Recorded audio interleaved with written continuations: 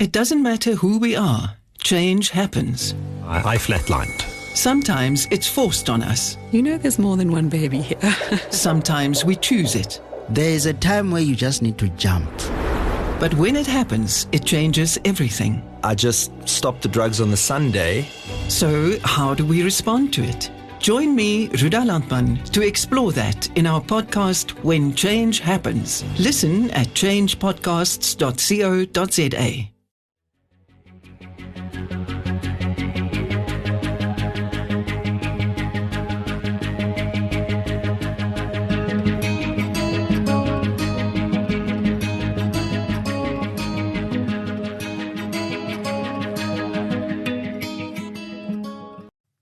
The gunshot rings out, and the axe thuds sickeningly.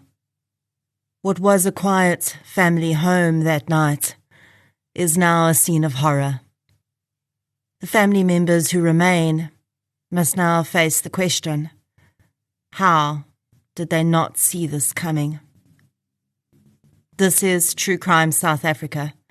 I'm Nicole Engelbrecht, and you're listening to episode 162, The Brits Family Murder.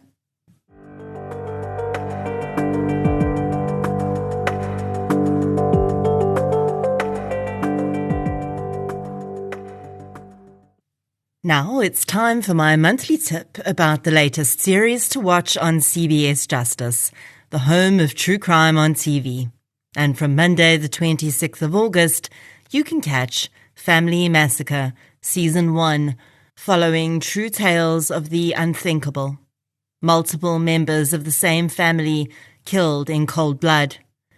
In each episode, we hear from friends and surviving relatives close to the family, while also detailing the work of the dedicated investigators and prosecutors tasked with finding the killer and bringing them to justice. Watch a brand new episode Monday to Friday at 9:20, 1:40 and 8 p.m, exclusively on DSTV Channel 170 and Starsat 222, with weekend repeats at 1:50 and 8 p.m. And a huge thank you to CBS Justice for sponsoring this episode of True Crime South Africa. Since 2019, True Crime South Africa has been telling the stories of the victims of violent crime in South Africa. The podcast is independent. That means no big or even little corporates fund it. And that's just the way I like it. And it's the only independent podcast in South Africa that consistently charts in the top 10. Keeping a podcast like this going is time-consuming. And for the most part, it remains a one-woman process. It's me. I'm the one woman. You, yes you, are the reason this podcast continues to flourish and help bring in tips on missing person and cold cases. If you'd like to help keep the show running, please consider supporting our sponsors, signing up to Patreon or PayPal, follow the show on the socials, as the kids say, and share it with your fellow partners in crime. You can find our social links and learn more about our sponsors at True Crime South Africa/donate. Shout out to this week's Patreon and PayPal superstars.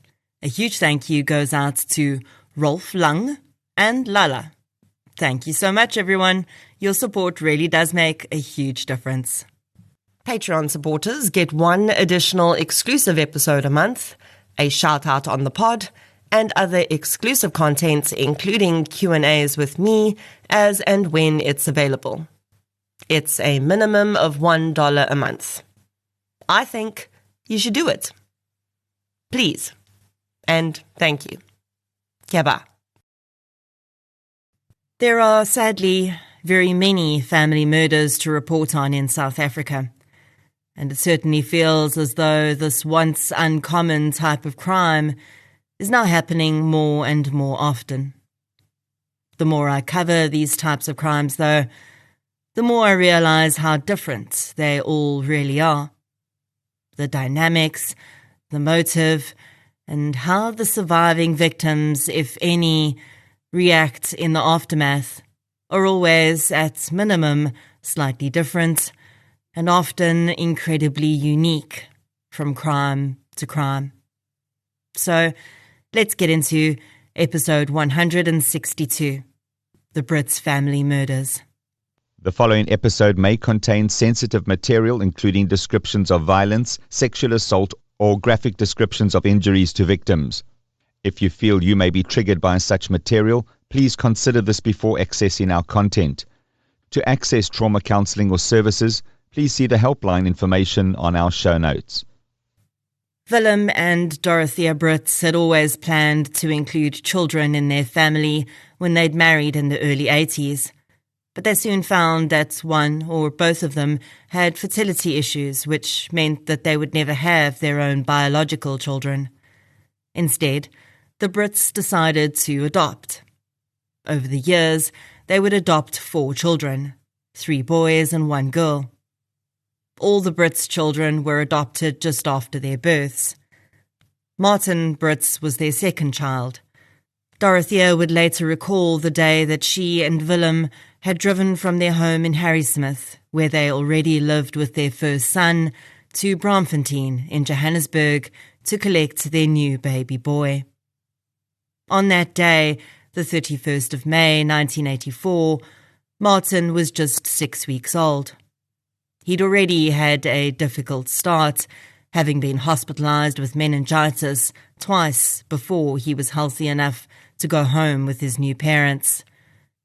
Dorothea and Willem immediately fell in love with the tiny baby and his pale, white, fluffy head of hair.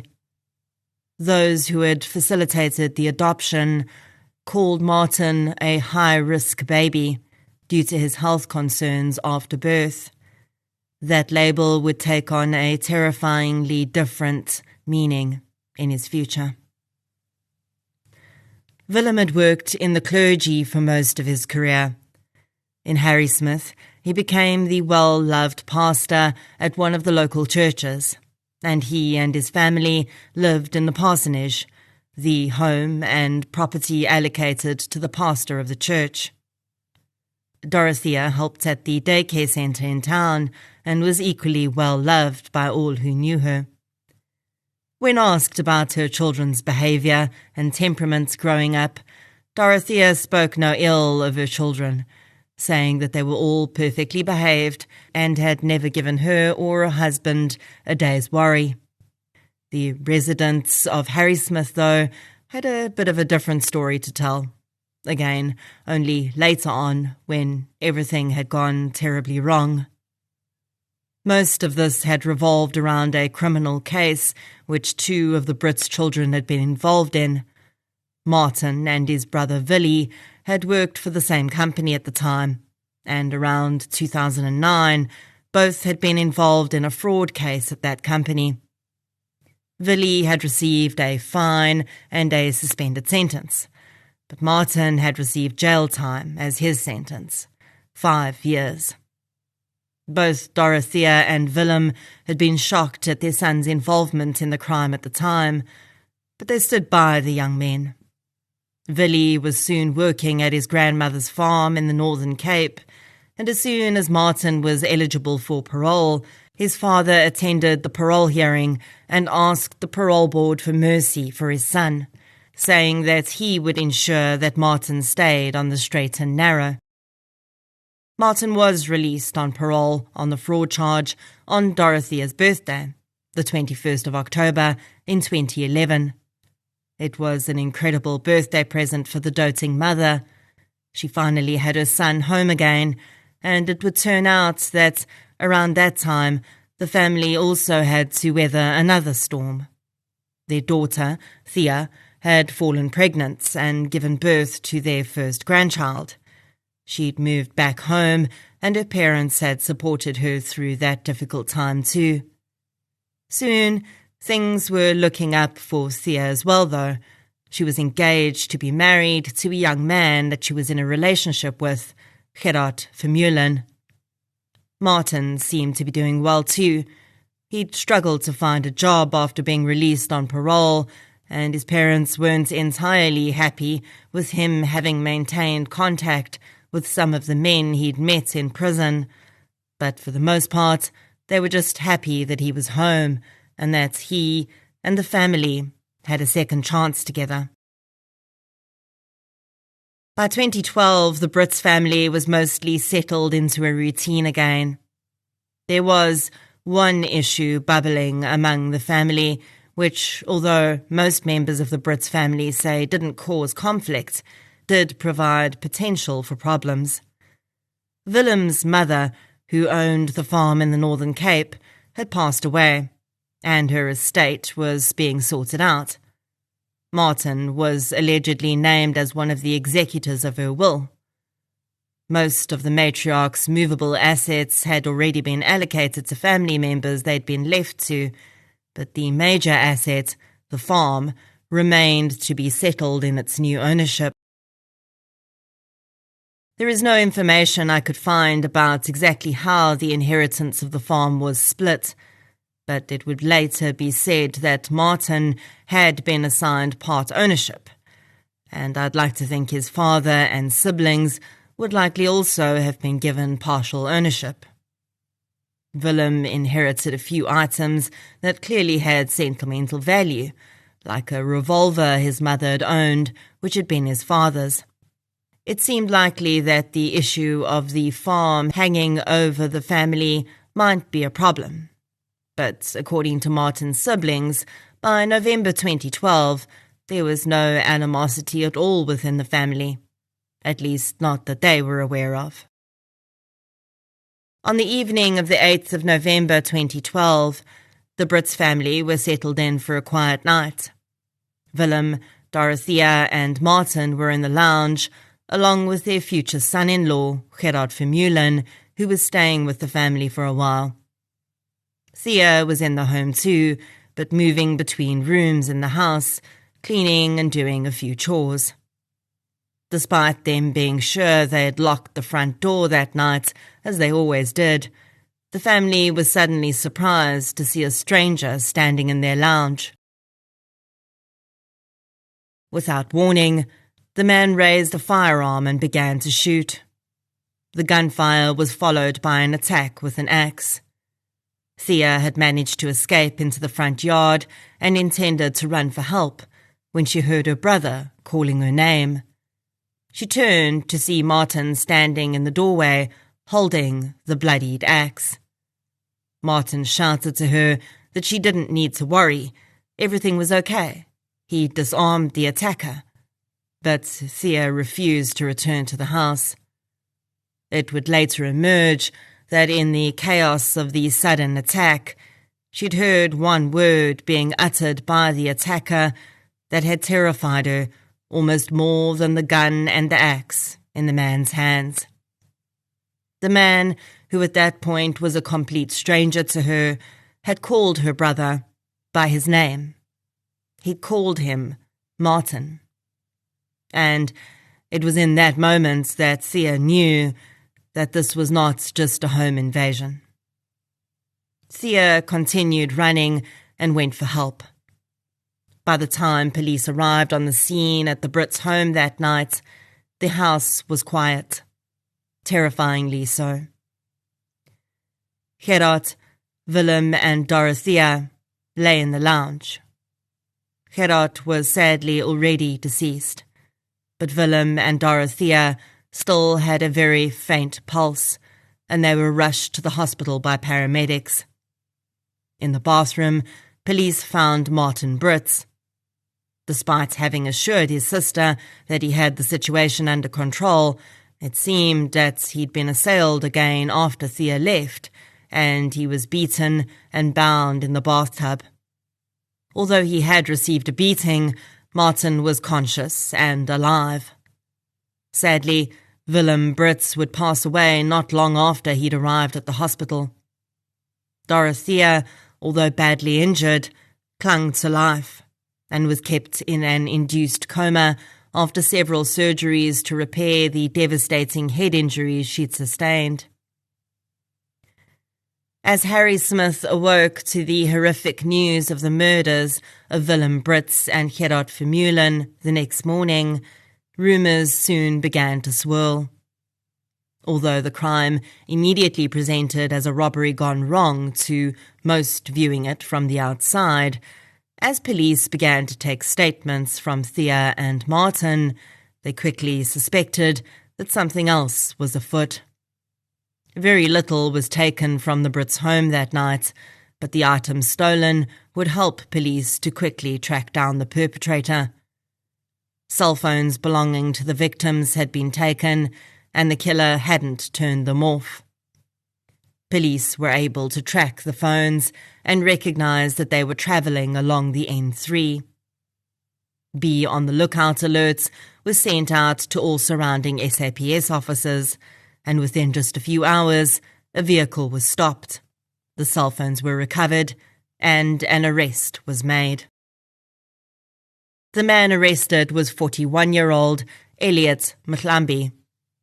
When he was arrested, he was covered in blood, which would match back to his victims. He was in possession of the stolen cell phones, as well as the gun, which would be matched back to the bullets fired at the victims. It was the serial number of the gun that would start to affirm what police already suspected. The gun belonged to Willem Brits's deceased mother. It was the revolver he'd inherited from her. But Thea and Martin said that the man had come into the house with the gun, and there was no link that they could find between Willem and Elliot. By all accounts, it was the first time this man had ever set foot in the parsonage. So, how had he laid his hands on a gun owned by Willem Brits? Unless someone close to the family had given it to him. As the community held its breath and prayed for a full recovery for Dorothea, who was still in ICU, the pieces of the puzzle began to fall into place. Elliot Mhlambi had recently been released from Frankfurt prison in the Free State. He had been serving a sentence for hijacking, and someone else linked to the family had also just recently been released from that same prison. Martin Brits. Although Elliot Mhlambi initially refused to cooperate with police, it seems that they soon managed to get the message across to him that it would be unfair for him to go down alone if he hadn't been solely responsible for masterminding the crime. And Elliot folded. He admitted that he hadn't been the only one involved in orchestrating the murders. The man with the plan had been his friend and previous prison mate, Martin Brits. When Martin was arrested, his family and the community of Harrismith were horrified. Despite his criminal past, his family and friends did not want to believe that he could have arranged the murders of his own family members. There were those, though, that looked at the evidence that had come to light and realised that there may be some truth to the charges. Martin Brits didn't take long to admit to his involvement. There was simply far too much evidence against him for him to really deny it. And instead, he chose to beg for forgiveness from his family and insist that he had asked Mhlambi to kill his family in a moment of madness. Although the true motive for the murders would never really be ascertained, two theories would be touted.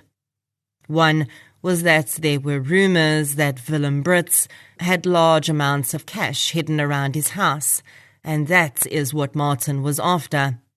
And the other theory is that he was lining himself up for a bigger chunk of inheritance.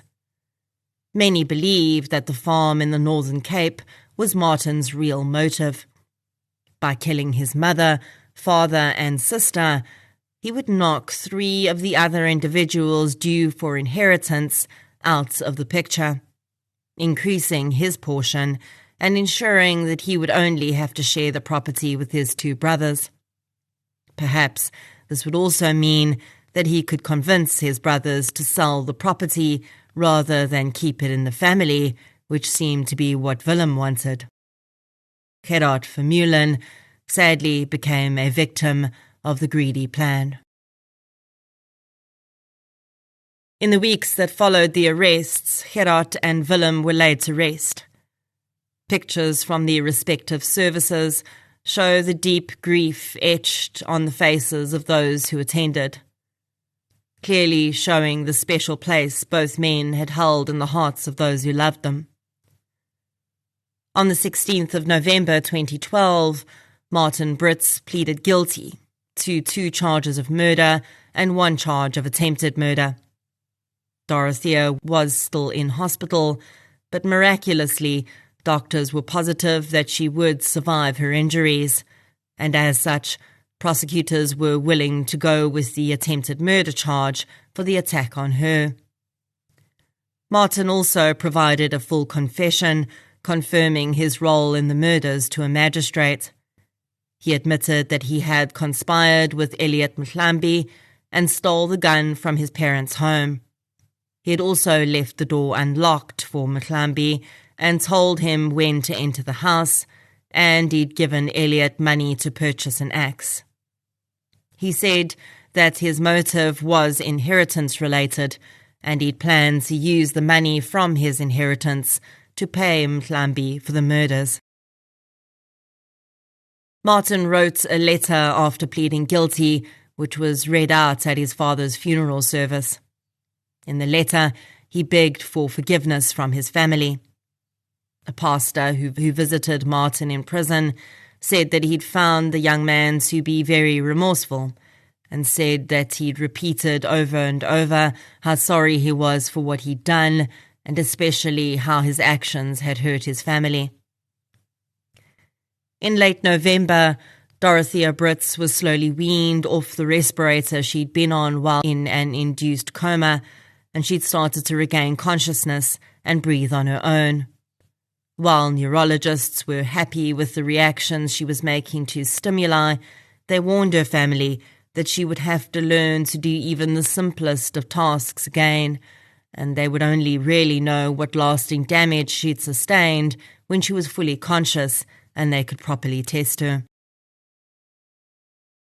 Despite Martin having pleaded guilty, Elliot had not, and so the case would continue on, and as the festive season came around, Dorothea was released into a rehabilitation centre, and her family was able to spend a very difficult first Christmas together. Of course, the family had broken the terrible news of Willem and Gerard's deaths to Dorothea as soon as they felt she was able to take the information in. They also had to tell her that it had been Martin who had committed the crimes.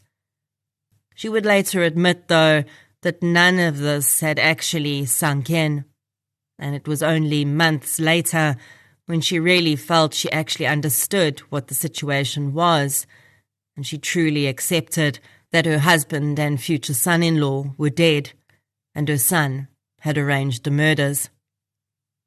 At first, Dorothea said she didn't want to believe that Martin was guilty, but her family patiently told her over and over that Martin had admitted what he'd done, and there was no doubt about his guilt.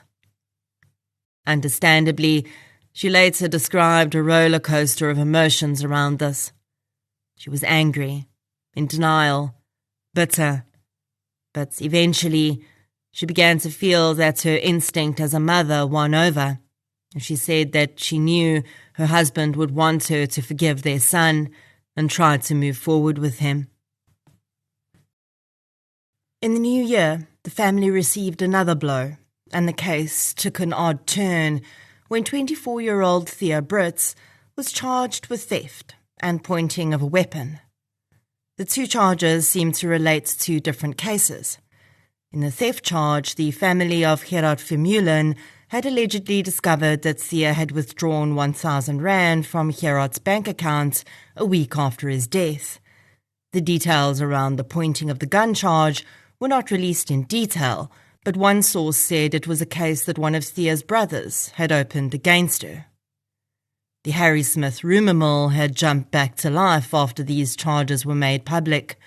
as some mistakenly believed the charges were linked somehow to the murders of Thea's father and fiancé. Thea would eventually be acquitted of both of these charges due to lack of evidence, and no further action was taken against her from what I can see. Sadly, this does speak to the deep wave of turmoil that sweeps through the lives of individuals who are closely linked to violent crime like this, especially when the victims and the offenders belong to the same family.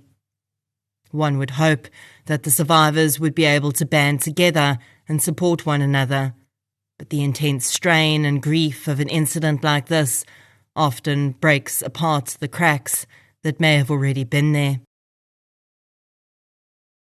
Even though Martin had pleaded guilty, the start of the actual trial for Elliot Mhlambi would be delayed on several occasions throughout the next year and would eventually only start in earnest in November 2013, a full year after the attacks. By this time, Elliot Mhlambi had also decided to enter a guilty plea on 2 murder charges and an attempted murder charge.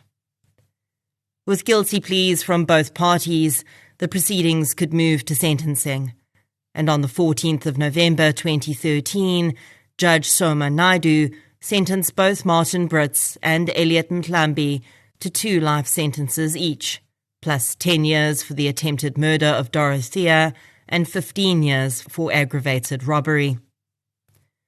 Martin and Elliot stared into the distance as they were sentenced.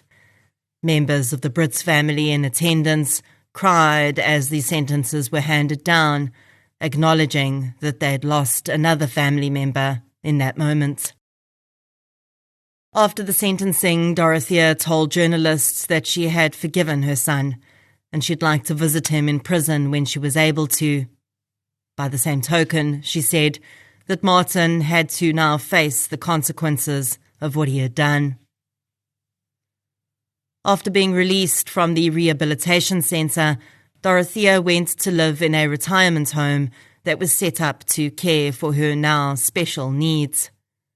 Although over time she'd been able to relearn the basics, walking, talking, and feeding herself, she was most certainly not left in the same condition she'd been in before the attack that had changed her life in so many ways. Dorothea had to live in the retirement home because she was unable to live on her own. She was left legally blind from the head injuries she sustained that night and had only about 25% of her sight left. She was also fragile, both emotionally and physically. Dorothea told a journalist who interviewed her around the time of Martin's sentencing that she was happy with her life, though. She didn't really believe that Martin had committed the crime for financial gain. Rather mysteriously, she told a journalist that would have been the stupidest thing he'd ever done. He knew very well what the financial situation was. Although it's possible she might not have been thinking about the farm when she said this, I have to wonder if she simply knew something everyone else didn't. I'd like to know the real reason, she said. It bothers me. Dorothea emphasized that in honor of her husband's lifelong dedication to the church, she wanted everyone to know that it was her faith that had kept her alive and gave her some sense of direction in her darkest hour.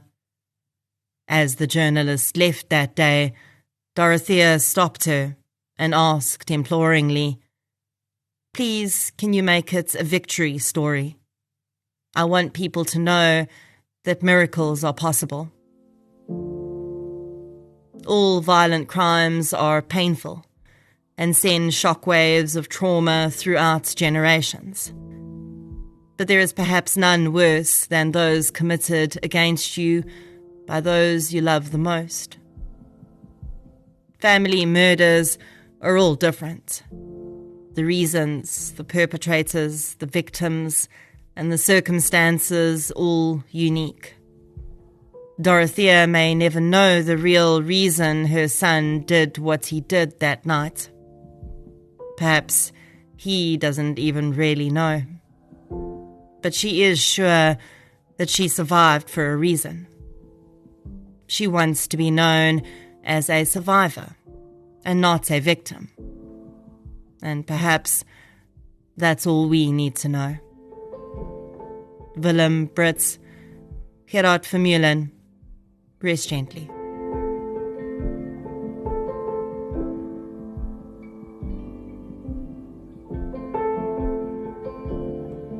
If you'd like to hear more victim-focused true crime content, please subscribe to True Crime South Africa on Spotify or the platform you're using to listen right now. If you're looking for something still related to real-life stories, but often with a more positive slant, you can check out my new podcast series, I Lived Through This. You can follow both podcasts on social media. We're on Facebook, Twitter, and Instagram. I'll be back next week with another episode. Until then, thank you for your support, and I'll chat to you soon.